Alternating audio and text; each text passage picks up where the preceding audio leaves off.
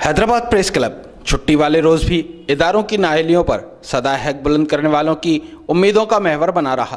कासमाबाद के रिहायशियों और समाजी कारकुनों ने होटल माफिया और मकामी हुकूमत के खिलाफ एहतजाज किया। मुजाहरे में दर्जनों अफराद ने शिरकत की।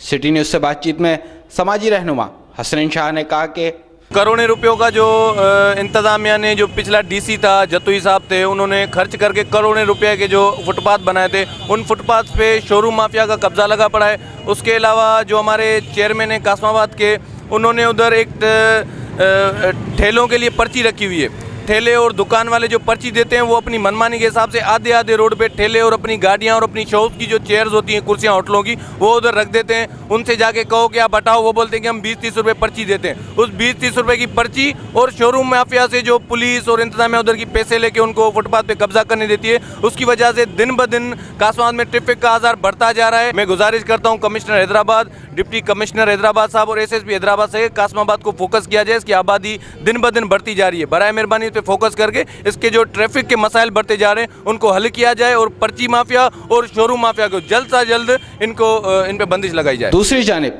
चंद रोज कबल कत्ल होने वाली रिमशा के कातिलों की अदम गिरफ्तारी पर भी नौजवानों ने मुजाहरा किया और बताया कि हम आज यहाँ पर जमा हुए हैं अवामी राज तहरीक के प्लेटफॉर्म से, और ये हैदराबाद में हम प्रोटेस्ट करें प्रेस क्लब के आगे। हम चाहते हैं कि रिमशा वसाण के कातिलों को जल्द से जल्द गिरफ्तार किया जाए और उनके खून के साथ इंसाफ किया जाए। रिमशा वसाण के साथ खैरपुर में जो जुल्म हुआ है उसकी हम सख्त से सख्त मजम्मत करते हैं और हमारे जो सिक्योरिटी इदारान हैं उनको पुरजोर अपील करते हैं कि वो जल्द से जल्द इनके कातिलों को गिरफ्तार किया जाए और उनको अज़ियतनाक सज़ा तक पहुँचाया जाए। हैदराबाद सरफराज कॉलोनी की रिहायशी खवातीन भी अपना आशियाना मुसम्मर किए जाने के खिलाफ रही सरापा एहतजाज और हुकूमत से मुतालबा किया कि हमारी दीवार है ना, जैसे उन्होंने बोला था एक नाजायज़ तोड़ दी और है ना 1 हफ्ते का वक्त दिया तो उन्होंने तीन महीने लगा दिए। यानी कि ना पूरी चारों दरगाह की तरफ से सब खुला पड़ा। अगर कोई घुस गया तो फिर है ना कौन इसका जिम्मेदार होगा? वो सुनते भी नहीं है। 10 दफ़ा हम जा के बोल चुके हैं मगर वो सुनते नहीं, कहते बस हम बना देंगे मगर अभी तक वो दीवार बनी नहीं है। हम है ना वज़ीर आला से अपील करना चाहते हैं कि आप हमारी मदद करें। सरकारी कुर्सियों पर बुरा जमान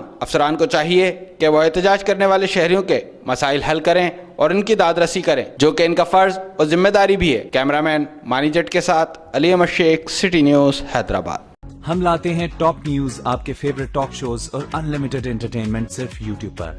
अगर आपने अभी तक हमारा चैनल सब्सक्राइब नहीं किया तो अभी सब्सक्राइब करें और बेल आइकॉन को क्लिक करके हमारी लेटेस्ट वीडियोस के बारे में अपडेट जानें।